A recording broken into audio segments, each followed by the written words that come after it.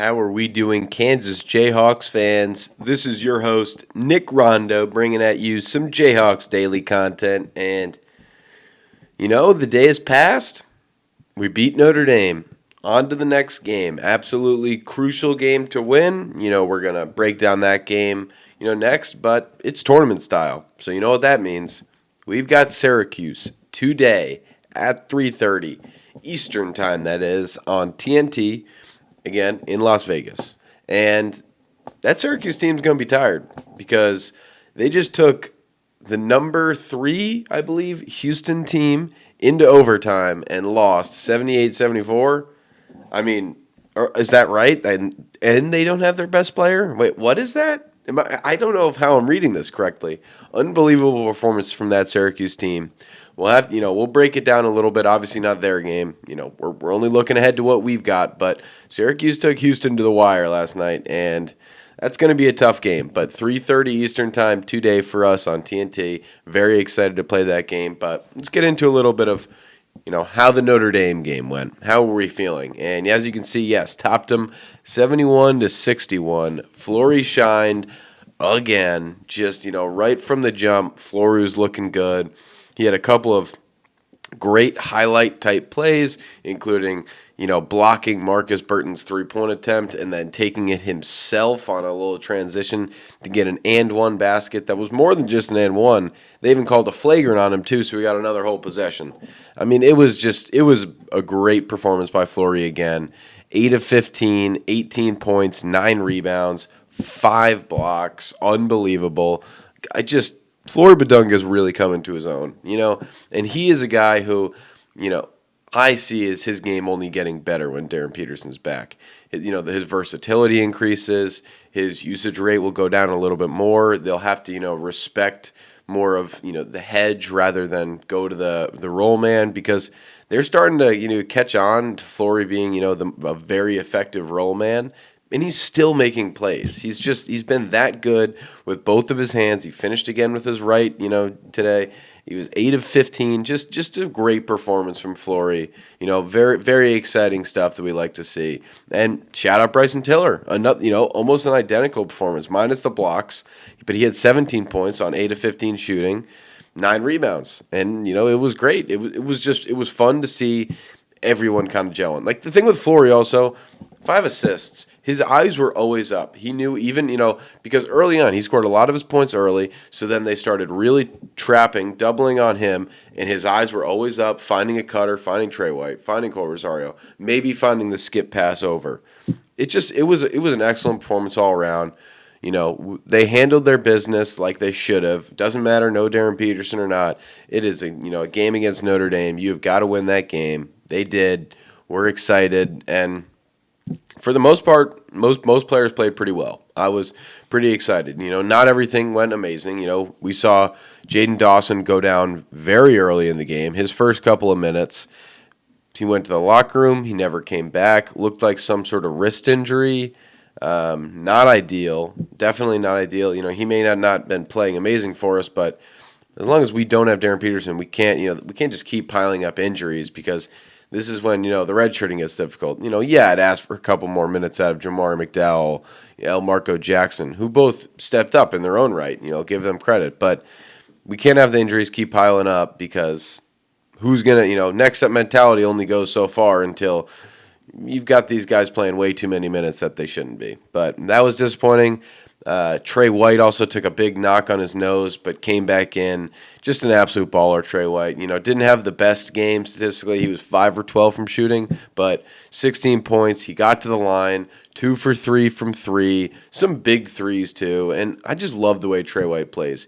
He gets a lot of rebounds. He gets a couple of assists. He's always attacking the glass. The offensive rebounds for him. He got 4 offensive rebounds. 4 of his 9 rebounds were offensive, and extra possessions, extra looks, even just for himself or a teammate.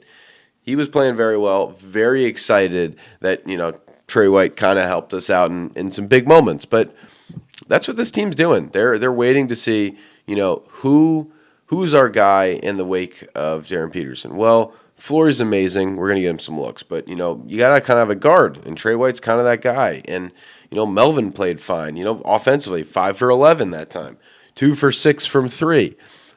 Couple too many 3-pointers, if you ask me, personally. But 2 for 6, that's not a bad mark, especially for Melvin. It's just it was a couple too many looks for me. Just maybe 1 or 2. But 12 points from him, 2 steals, 4 assists, 5 rebounds. Good performance from Melvin for sure. I don't even want to say it was the tale of points in the paint, tale of the rebounding or anything like that. Yeah, sure, we out-rebounded them by 10 or so.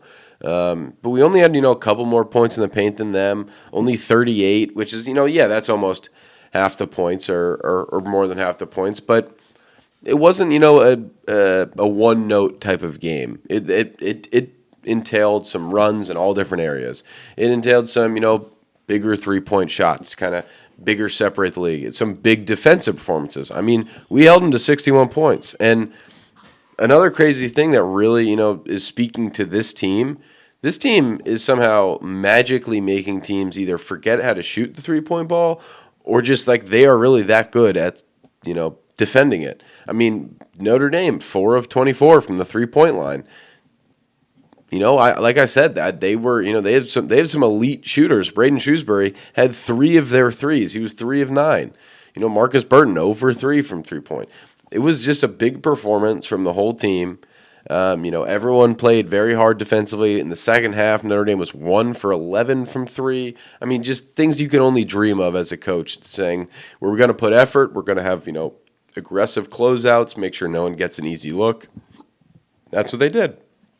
And it's exciting because Bill Self is, continuing to tag us along, say, hey, these may be some tough games to some, but not to my group. Not to my group that, are very well coached, are working for each other, doing everything, right now. So it's exciting stuff. Definitely, a good win, but it's just the first win of hopefully a couple more in this tournament. The team's looking pretty solid without Darren Peterson. Obviously, you wish you had Darren, just add it, but I'll take 4 guys in double figures. I'll take that all day. I'll take holding a team to under 70 points, especially the way they were shooting from the three-point. So, great performance all around. We're going to be talking about, the Syracuse game post-game, so we're going to get the same type of effects, see how the players are doing and everything like that. But on to looking at the Syracuse game. We have to, we won the Notre Dame, on to the next ACC opponent. And that's, like I said, 3:30 game Eastern time, same as yesterday against Notre Dame. But this Syracuse team's a little bit different. They don't have their top scorer in Donnie Freeman. He's been averaging 17 points a game for them, very good shooter, just an all-around player for them, and he's out. They announced that right before tip-off yesterday. They're going to be without him for the whole tournament. So they're in a similar spot. They don't have their best player, their top scorer, for these games. And how are they going to react? Well, they just took Houston to the brink. Like I said, an overtime thrillers. They're a little bit more tired, but they've got another, not so tall team. I don't know if this is clearly just a trend or just happenstance of what we are seeing early on in the season, but their tallest guy, I believe, is 6'9". I don't, they're not playing the traditional, big man. They don't have that 7-footer. So it's just different, it's just different. And, you got to speak to a lot of players, but the thing that they have, and especially with what Red Autry kind of brought to them rather than Boeheim, is yes, no more 1-3-1 zone. The notorious 1-3-1 zone in Syracuse, not synonymous anymore. And also, they're very good defensively. They held Houston to shooting 34% yesterday. Just an unbelievable performance from an amazing Houston team, not just defensively, because Kelvin Sampson's always got a defensive unit, but offensively, that team is kind of stacked, and they held them to 34% from the field. That's an amazing defensive performance from them. They're very high defensive intensity, and they get really good looks. They go high paced, but we'll see. So we'll speak to their players.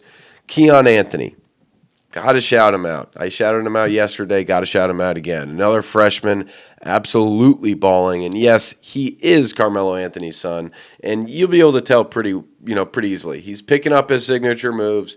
He's picking up kind of where he left off. He's a little bit shorter. He's 6'5", so he's playing more of that guard, but He's a great scorer. He plays a limited minutes, but those are just going to keep increasing all year.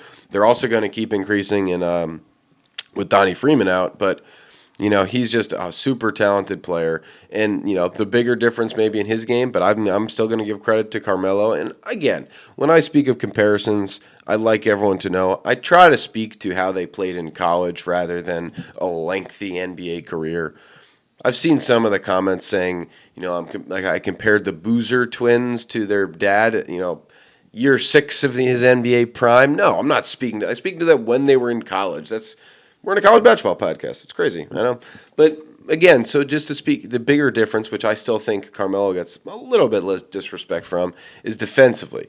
I think Carmelo is a great defender as well. That's a very hot take, but for another time. Keon Anthony is a very good defender, and you can see it in the intensity. He brings it. He very much fits the Red Autry system. He is a perfect player for them, but he does love that mid-range, just like his dad. He loves that mid-range. So we got to limit Keon. I don't know who's going to be on him, but we got to limit him. Next up, we're going to go to Nathan George, 6'3" guard. He's a junior out of Georgia Tech for the past couple of years, and he's their facilitator. He gets about 6 assists a game. He takes almost 5 threes a game. He's gonna get a lot of shots, a lot of looks, a lot of on-ball play. They definitely rely a lot on him.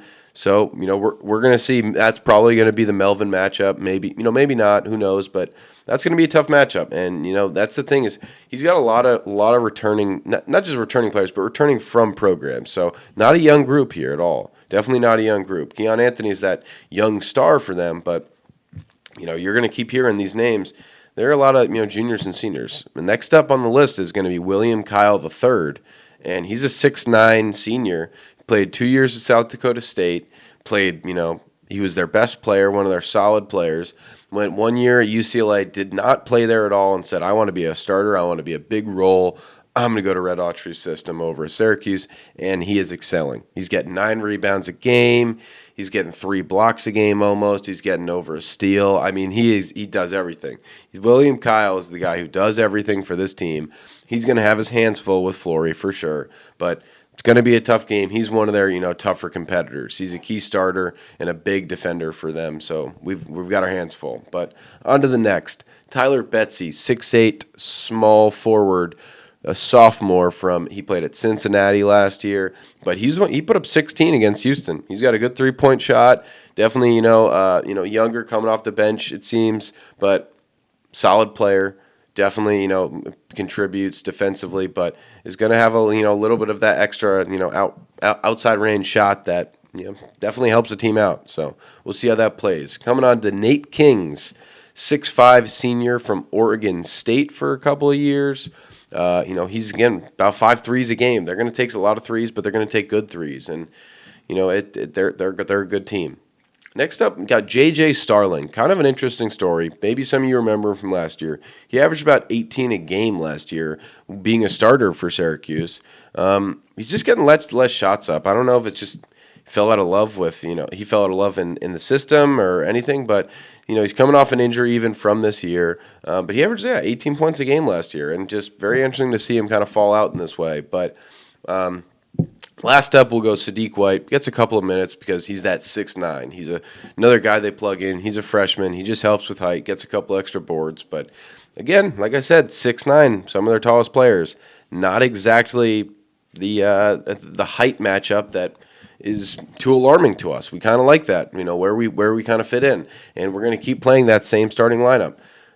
Flory and Bryson, the towers down low, and then Melvin's playing next to Trey White, who's playing next to Cole Rosario. It's gonna be simple. Keep working, rinse, repeat, but you got to out rebound and you got to outplay them defensively. Defensively, they are a strong unit. And our offense, we only put up 71 points. It's not an amazing performance offensively, and we kind of are going to have to see that. We're going to have to see him grow, and this is going to be a tough game. I think they just took, like I said, Houston to the brink. That is not an easy task.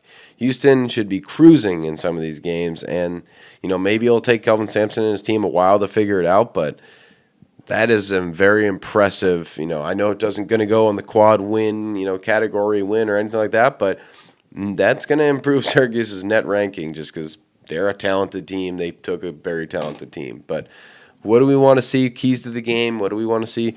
We want to see another big performance out of Flory Badunga.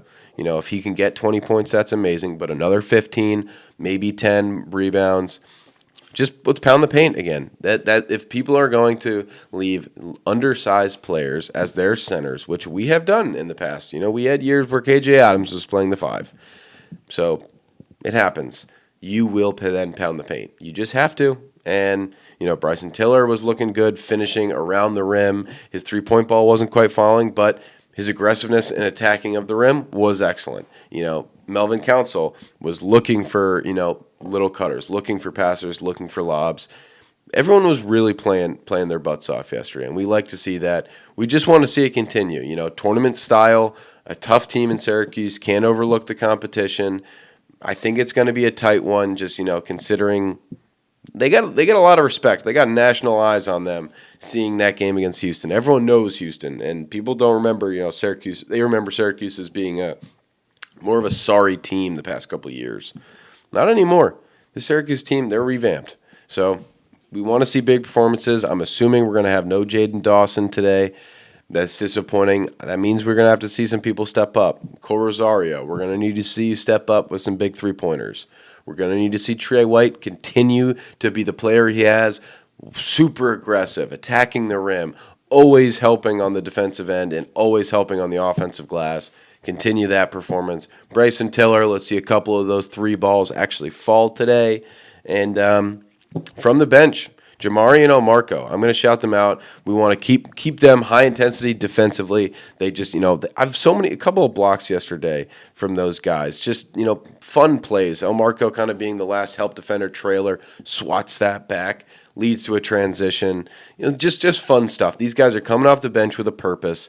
They get maybe put in the doghouse for a minute or two here or there, and Bill kind of clicks them back in, saying, "Hey, we need you." Jamar McDowell also shout out. He was only 1 for 3 from his threes. His threes are looking good. They're gonna fall. He's looking a little bit maybe too comfortable shuffling his feet sometimes, but his threes are looking good. I like him coming off the bench, hitting 2 threes today. El Marco, I like him, getting a couple of big defensive plays. He even hit a 3 yesterday, shout out. He was in a great position, but I'd just love to see El Marco put up a couple points just for himself, keep the defensive intensity up, and I think it's going to be, we're not going that deep on the bench today. We didn't see Paul and BA yesterday. We barely saw Samis Calderon.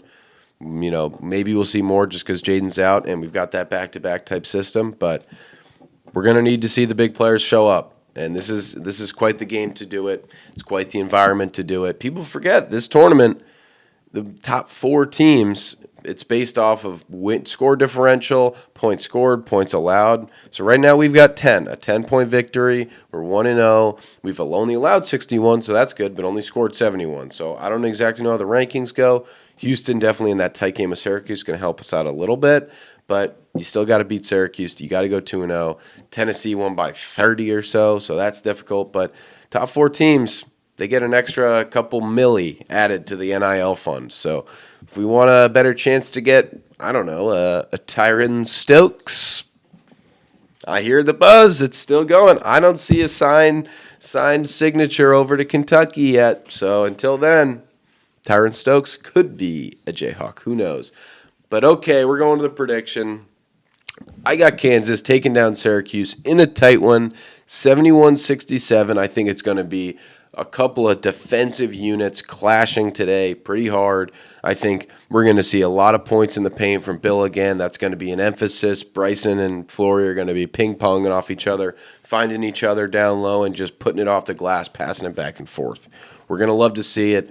We're going to see a big performance out of Trey, a big performance out of Cole, big performance out of Melvin. I'd love to see Melvin getting double figures again.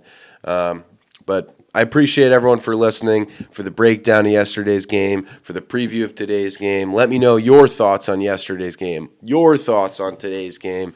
Let me know if you think I'm wildly off, if you think what I'm doing is wrong, the words I'm saying are not exactly resonating with you.